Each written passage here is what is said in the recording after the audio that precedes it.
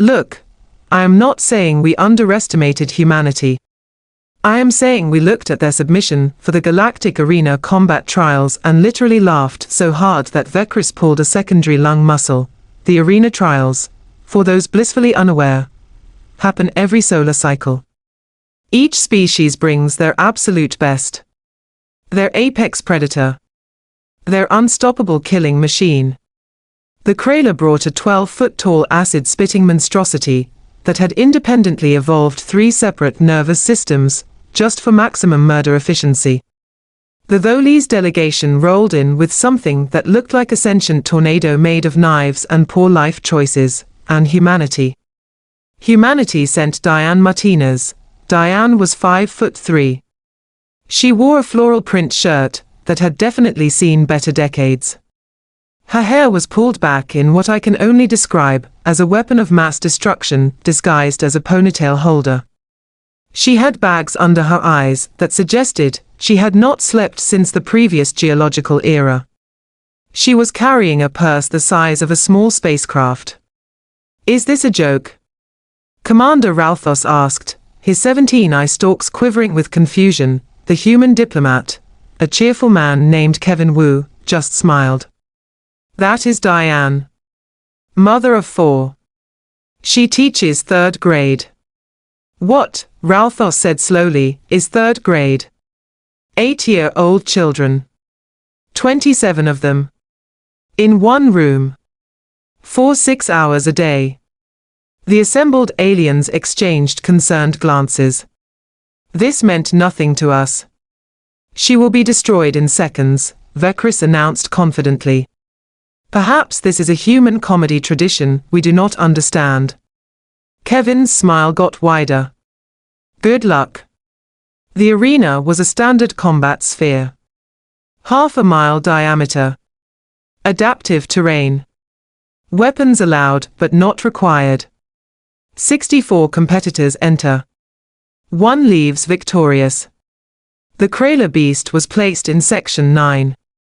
The Tholes Nightmare occupied Section 15. Diane Martinez was assigned Section 42. She walked into her starting zone, looked around at the volcanic rock formations and acidic mist generators, and audibly sighed. "Are you kidding me right now?" she said to no one in particular. "I just cleaned these shoes." The countdown began. 60 seconds until the barriers dropped and the slaughter began. Diane opened her purse. "Now, I have seen arsenal deployments before. I have watched Yandari warriors pull plasma cannons from dimensional pockets. I have observed Kresh soldiers activate biomechanical armor that would make your average dreadnought jealous. But I have never, in my entire career as a Galactic Arena commentator, seen someone pull out a juice box, a bag of crackers, a handful of wet wipes, 3 different medications, a book titled Meditation for People Who Would Rather Stab Things, a whistle that could probably shatter diamonds, and a spray bottle filled with unknown liquid. What is she doing?" Ralphos whispered. "I have no idea," I admitted. "But I am suddenly very uncomfortable." The barriers dropped. Section 12's competitor, a Vorgash pack hunter with venom sacs and retractable claws, immediately spotted Diane. It was fast. Brutal. Had won its last 14 arena matches by disembowelment. It charged. Diane looked up from organizing her purse contents. She made eye contact with the Vorgash. Then she did something that still gives me nightmares when I close all 4 of my eyes. She used the voice. "Do not make me come over there." The Vorgash stopped. Actually stopped. Mid-charge. Its predator brain, honed by millions of years of evolution, suddenly encountered something it had never experienced before. Something worse than any apex predator. A disappointed authority figure. "I have had it up to here today," Diane continued, holding her hand approximately 6 feet off the ground for emphasis. "Mercury is in retrograde.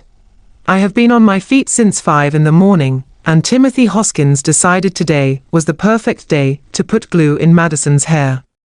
So I am going to say this once. Walk. Away. The Vorgash, against all logic and biological programming, walked away. Impossible, Vekris breathed. But we were just getting started. Two more competitors appeared from different angles. A Skeloth warrior with arm blades and a Thoraxian berserker that was essentially muscle with anger management issues. They saw an easy target. Diane pulled out the spray bottle. "Do not test me," she warned. They tested her. She sprayed them both directly in the face. Whatever was in that bottle, it was not water. Both warriors immediately began coughing, their eyes streaming, backing away like she had deployed chemical weapons. "It is vinegar and water," Kevin helpfully explained from the observation deck. "She uses it to clean desks." "That should not work on a Thoraxian," Ralphos protested. "Their ocular membranes are acid-resistant." "Sure," Kevin agreed.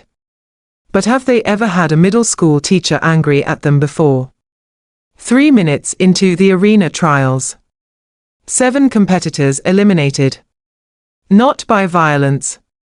Not by superior weaponry. By sheer exhausted parental authority. Diane sat down on a convenient rock formation, pulled out her crackers, and started eating them while the chaos erupted around her. Monsters fought and died in the distance. Weapons fired. Battle cries echoed across the terrain. She just sat there, eating her crackers, occasionally checking what appeared to be a communication device. "She is not even fighting," I said, bewildered. Kevin grinned. "She is a mom. She is letting them tire themselves out." 12 minutes later, the Kraelor beast, having eliminated 9 other competitors, finally noticed Diane. It roared. The sound could rupture organs at close range. Diane stood up, dusted cracker crumbs off her shirt, and picked up her purse. "All right," she said. "Let's get this over with. I have to pick up my kids at 4:30. The Kraelor beast was not just large. It was the kind of large that makes you reconsider your understanding of physics. 12 feet of bioengineered nightmare, bred specifically for arena combat over 6 generations. It had killed 43 opponents in previous tournaments. Its acid could melt through ship hull plating in under 20 seconds. It looked at Diane Martinez like she was a light snack. Diane looked at the Kraelor beast like it had just tracked mud across her freshly mopped kitchen floor. "Absolutely not," she said. The beast lunged. Diane sidestepped with the practiced ease of someone who has dodged thrown food, flying toys, and the occasional tantrum-fueled projectile for 15 years. The beast crashed into the rock formation behind her, momentarily stunned. "You do not charge at people," Diane said, her voice dripping with the kind of disappointment that hits harder than any physical blow. "That is rude. We use our words." The beast, not being familiar with human social expectations, roared again and swung a massive clawed appendage at her head. Diane pulled out the whistle. What happened next will be studied in xenopsychology courses for generations. The whistle produced a sound at precisely the frequency that every sentient species, apparently without exception, has genetically coded as "stop whatever you are doing immediately, because an authority figure is present." The beast froze. "Thank you," Diane said primly. "Now, are you going to behave, or do I need to separate you from the group?" I cannot adequately express how insane this looked from the observation deck. Every commentator, every diplomat, every single being watching had gone completely silent. The Kraelor handlers were making distressed clicking noises. Ralphos had extended all 17 eye stalks in confusion. "She is negotiating with it," Vekris whispered. "How is she negotiating with it?" "It has the intelligence of a particularly aggressive fungus." But here is the thing about Diane Martinez. The thing we did not understand until much, much too late. Diane had spent 15 years managing tiny humans with developing prefrontal cortexes, infinite energy, and exactly 0 impulse control. She had survived parent-teacher conferences. She had endured school board meetings. She had taught fractions to children who thought eating glue was a reasonable afternoon activity. The Kraelor beast, in comparison, was having a good day. Four more competitors approached, sensing an opportunity. A VRYNN scout. Two Helkers twins who fought as a synchronized unit. And something from Sector 7 that we still do not have a proper classification for. Diane did not even turn around. I have eyes in the back of my head, she announced. And if I have to stop what I am doing to deal with you, nobody is going to be happy. They attacked anyway, Diane spun. The purse came around like a meteor. I do not know what she kept in that purse. Textbooks, maybe. Bricks, possibly. The collected weight of every unreturned permission slip in human history, probably. Whatever it was, the purse connected with the VRYNN scout, and sent it flying a solid 40 feet into a lava pit. The Helkers twins got the spray bottle again. Direct hits. They retreated, whimpering. The Sector 7 thing lunged at her from behind. Diane grabbed it mid-leap without looking, held it at arm's length while it thrashed, and said very calmly, "We do not jump on people. How many times do we have to go over this?" She set it down firmly on the ground. It's Saturday. Actually Saturday. Like a scolded pet. Better, Diane said. Now go think about your choices. It slunk away. Kevin was laughing so hard in the observation deck that he had tears streaming down his face. I tried to warn you, he managed to gasp out between fits. I tried. This is not combat, Ralphos protested weakly. This is, I do not even have words. Crowd control, Kevin supplied. That is what she calls it. 20 competitors left. The Tholes knife tornado had eliminated most of the eastern section, and was now swirling toward Diane's position, leaving destruction in its wake. Diane checked her communication device again. Frowned. I am going to be late, she muttered.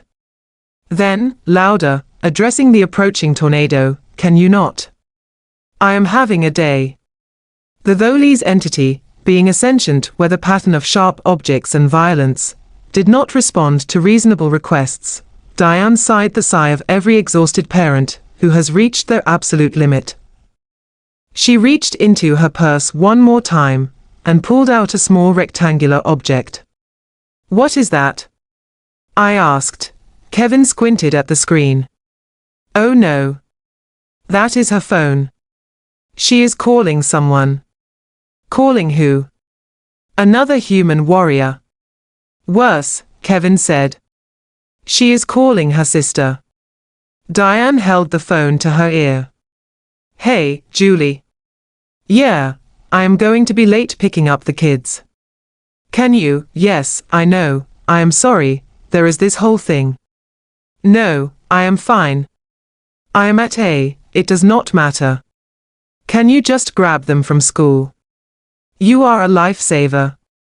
Tell Marcus, I will help with his science project tonight. Yes, even though I am tired. Because I am his mother, and that is literally my entire job description. Okay. Love you. Bye. She hung up. Put the phone away. Looked at the Tholes entity. My sister has my children, she said quietly. Dangerously.